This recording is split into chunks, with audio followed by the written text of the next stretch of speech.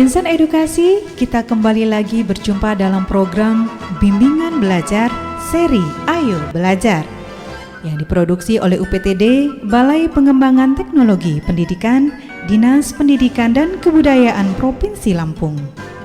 Kali ini kita akan membahas mata pelajaran geografi.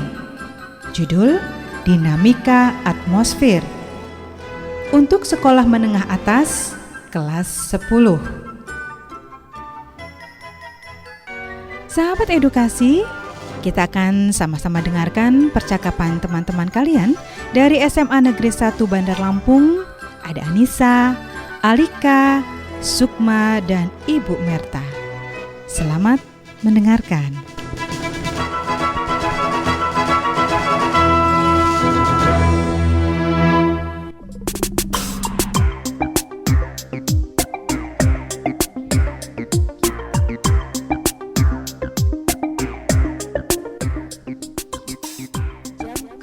Segera dimulai. Para siswa diharapkan memasuki ruang kelas masing-masing. Baik anak-anak, hari ini kita akan membahas materi tentang dinamika atmosfer. Menurut kalian, apa sih itu atmosfer? Bu, menurut saya, atmosfer itu adalah lapisan udara yang menyelimuti bumi. Kalau menurut kamu, atmosfer itu apa, Sukma? Atmosfer itu gas atau uap yang ada di atas bumi, Bu. Iya, Bu. Atmosfer menurut saya lapisan gas yang menyelimuti bumi. Ya, pendapat kalian secara garis besar semuanya benar. Namun, biar Ibu jelaskan pengertian atmosfer yang lebih tepat. Atmosfer berasal dari bahasa Yunani, yaitu atmos yang berarti uap atau udara dan spaira yang berarti lapisan. Atmosfer adalah lapisan udara yang menyelimuti bumi. Lapisan ini tepat berada di atas litosfer dan hidrosfer, namun tidak ada batas yang jelas antara atmosfer dan luar angkasa. Bu, kalau tidak ada batas yang jelas antara atmosfer dan angkasa luar, berarti lapisan udaranya terdiri dari banyak gas ya, Bu? Benar sekali, Alika. Lapisan udara terdiri atas berbagai macam gas dengan persentase volume dan kepadatan yang berbeda-beda. Coba, Anissa, sebutkan gas-gas yang ada di dalam lapisan udara. Tahu saya itu ada nitrogen, oksigen, argon, dan karbon dioksida, Bu. Masih ada unsur lainnya juga, Bu, seperti neon, helium, ozon, hidrogen, kripton, metana, dan xenon.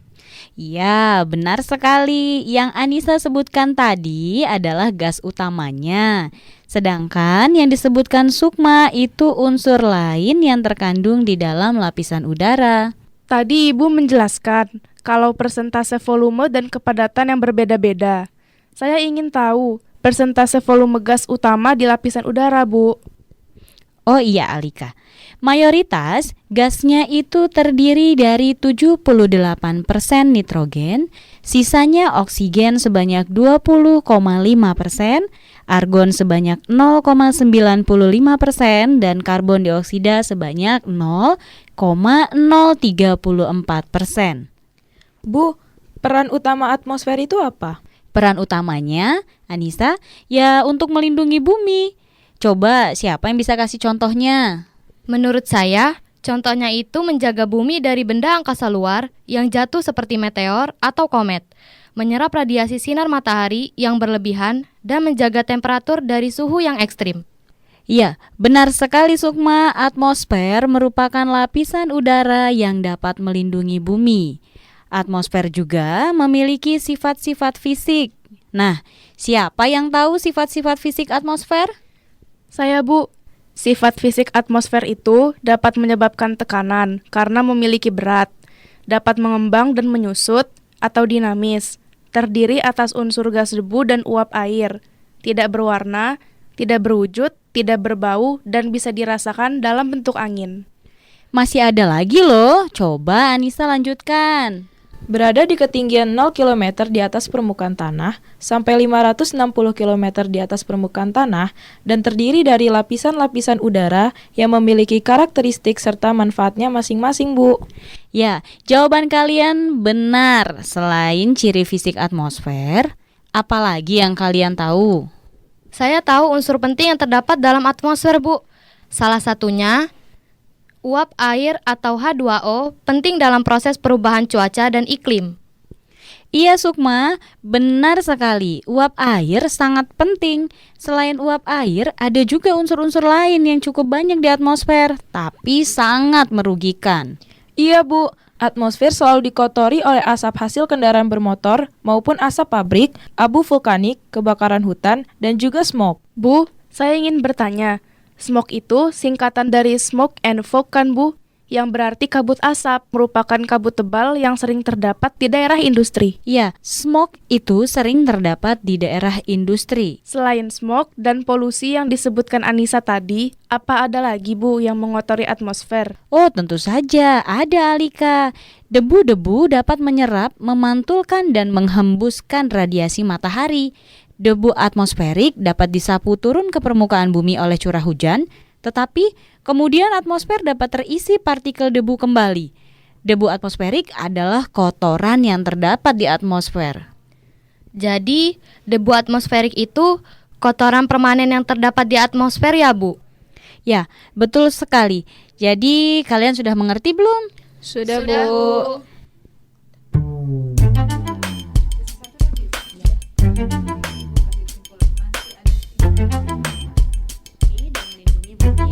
Nah, jadi kesimpulannya adalah atmosfer itu adalah lapisan udara yang menyelubungi bumi, melindungi bumi dari jatuhnya benda-benda angkasa luar.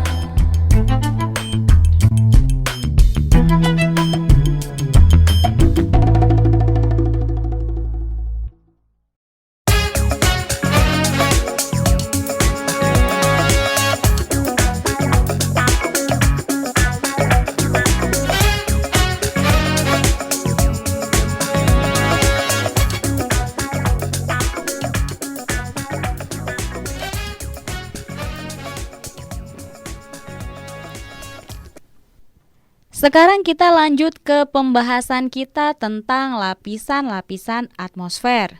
Sebutkan 6 lapisan atmosfer yang ada.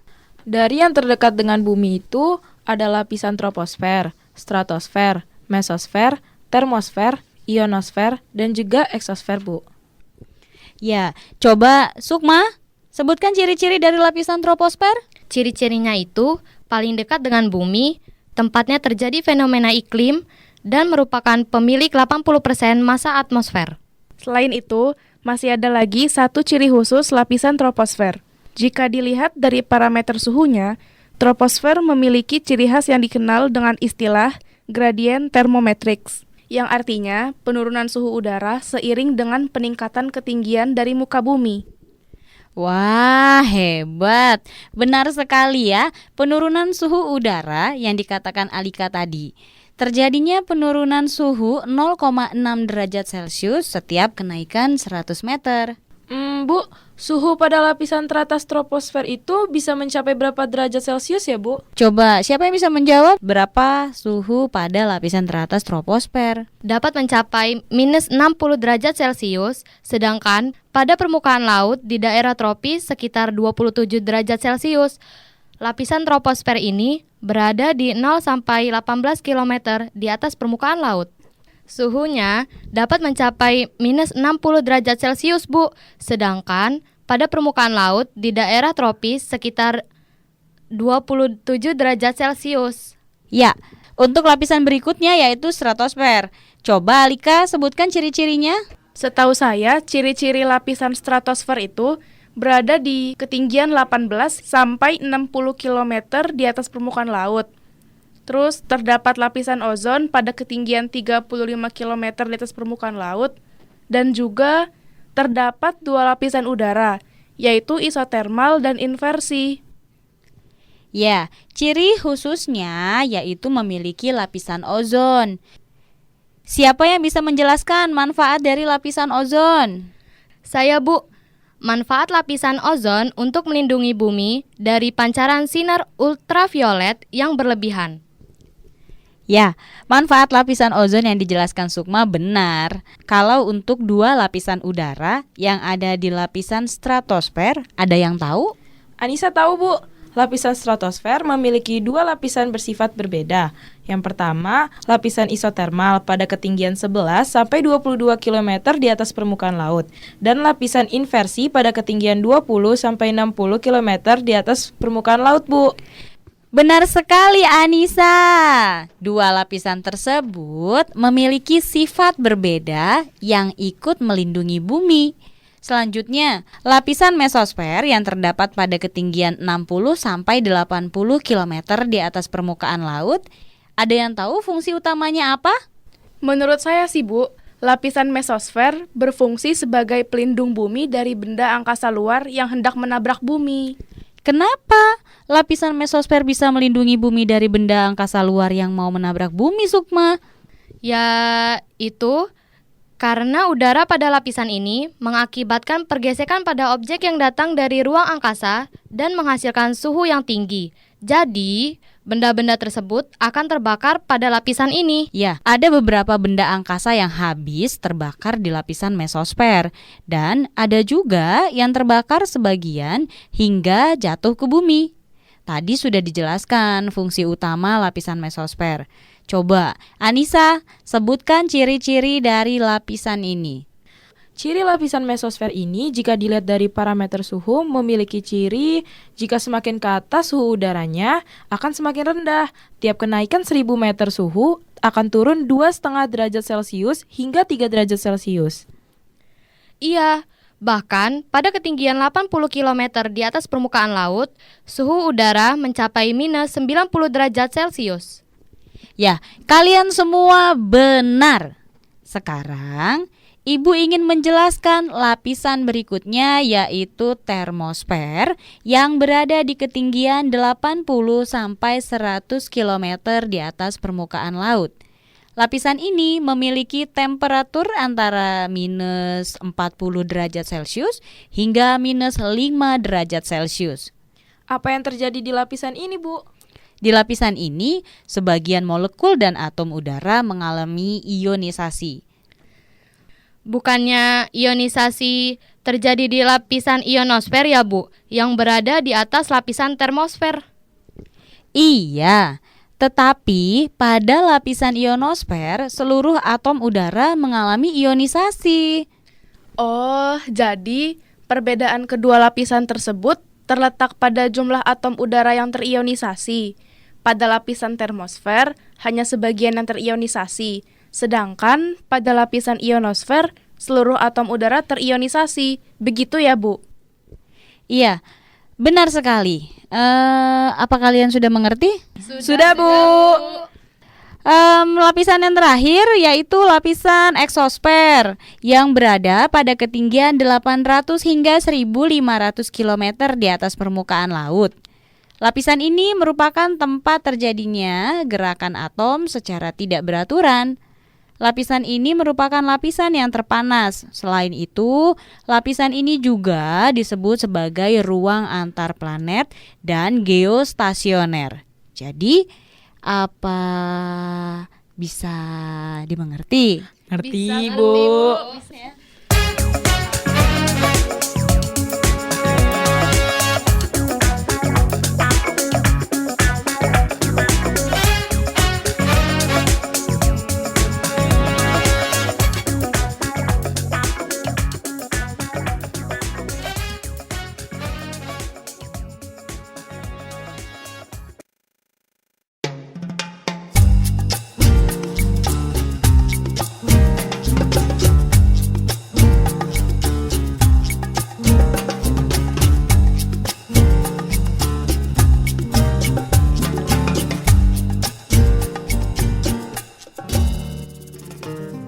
Anak-anak, setelah kita membahas atmosfer dan lapisan-lapisan atmosfer, sekarang kita akan membahas gejala-gejala optik yang ada di atmosfer.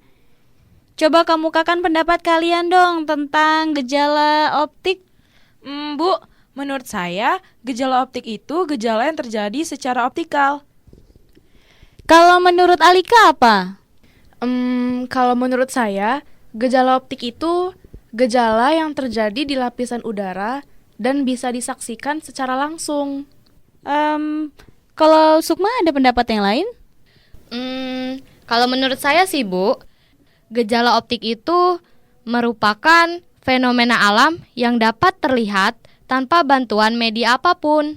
Pendapat kalian benar, tapi coba deh Ibu terangkan lagi ya. Gejala optik adalah fenomena alam yang terjadi di lapisan atmosfer yang dapat disaksikan langsung. Ada yang tahu contohnya? Contohnya itu pelangi, Bu. Betul sekali Anissa. Ya, coba Alika, jelaskan apa yang menyebabkan terjadinya pelangi. Kalau tidak salah, pelangi terjadi akibat proses pembiasan sinar matahari oleh titik-titik air hujan, Bu, sehingga terurai menjadi berkas atau spektrum warna. Iya Bu, warna-warna yang ada di dalam pelangi itu merah, jingga, kuning, hijau, biru, nila, dan ungu. Iya, selain pelangi, coba siapa yang bisa memberi contoh yang lain? Alika bisa, Bu. Contoh lainnya itu aurora. Itu loh, Bu, pita warna-warni yang terdapat di langit kutub utara dan kutub selatan. Setahu Alika, ada 5 tempat di dunia yang paling indah untuk melihat aurora, yaitu Alaska, Kanada, Finlandia, Norwegia, dan juga Islandia. Aurora itu terjadi karena interaksi antara gelombang elektromagnetik matahari dan medan magnet bumi. Aurora juga ada sebutannya, tapi saya lupa, Bu. Sebutannya itu untuk yang di kutub utara disebut dengan aurora borealis. Nah, untuk yang di kutub selatan, siapa yang bisa memberi jawaban? Sukma tahu Bu, yang di kutub selatan itu disebut dengan aurora australis. Karena perbedaan kutub, nama penyebutannya juga berbeda-beda ya Bu. Iya. Nah, sekarang coba tebak fenomena apa yang membentuk lingkaran sinar putih yang mengelilingi bulan ataupun matahari? Kalau tidak salah itu namanya halo ya, Bu. Ya, benar sekali Anissa. Halo itu terlihat jelas saat bulan bersinar terang kan, Bu? Setelah sore harinya terjadi hujan. Ya, benar sekali Alika. Wah, ternyata Alika sudah banyak membaca ya. Iya dong, Bu. Nah, sekarang coba Anissa, Ya, Bu. jelaskan penyebab terjadinya halo. Kalau menurut saya sih ya, Bu ya, halo itu terjadi karena proses pembiasan sinar matahari atau bulan oleh kristal-kristal es yang terkonsentrasi dalam jenis awan-awan yang tinggi. Contohnya seperti awan sirus atau awan sirocumulus, Bu. Ya, benar sekali. Wah, Anissa juga ternyata sudah banyak membaca nih ya. Iya dong, Bu. Nah, ada yang tahu sebutan gejala optik yang terlihat seperti cahaya berwarna merah kekuningan yang muncul ketika matahari sedang terbit ataupun terbenam? Alika tahu, Bu. Namanya itu sandikala. Sandikala? Ya, benar sekali Alika. Sandikala dengan cahayanya itu memberikan kesan hangat ataupun kesan panas. Fata Morgana juga terjadi saat panas kan, Bu? Betul sekali. Coba, Sukma, Iya Bu, jelaskan spesifiknya Fata Morgana itu apa sih? kalau setahu saya sih, Fata Morgana itu adalah ilusi optik yang dihasilkan dari pembiasan cahaya melalui kepadatan yang berbeda. Iya, Bu, karena itu Fata Morgana bisa membuat ilusi sesuatu yang tidak ada menjadi seolah tampak. Biasanya terjadi di jalan raya dengan suhu yang panas. Nah, contohnya itu, Bu. Biasanya terjadi di jalan raya gurun. Biasanya terlihat mata air atau oase, tetapi nyatanya tidak ada. Wah, kalian semua benar-benar hebat. Kalian semua sudah mengerti tentang bahasan-bahasan kita hari ini. Apa ada lagi yang ingin ditanyakan? Nggak ada, Bu.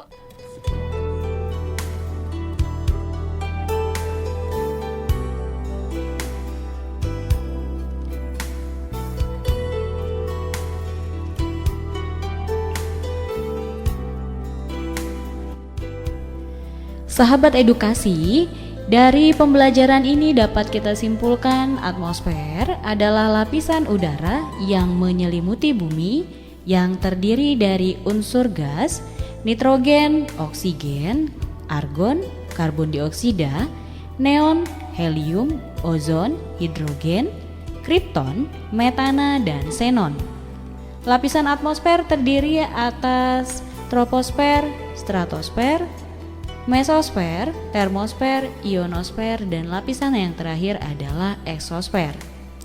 Pada lapisan atmosfer juga terjadi gejala-gejala optik yaitu pelangi, halo, sandikala, aurora, dan fatamorgana.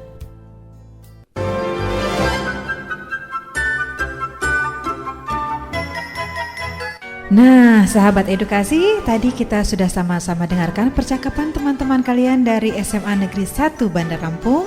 Mudah-mudahan bermanfaat. Dari gedung UPTD Balai Pengembangan Teknologi Pendidikan, Dinas Pendidikan dan Kebudayaan Provinsi Lampung. Radio Gema Edukasi berbagi ilmu untuk semua, mengucapkan terima kasih dan sampai jumpa pada pembelajaran berikutnya.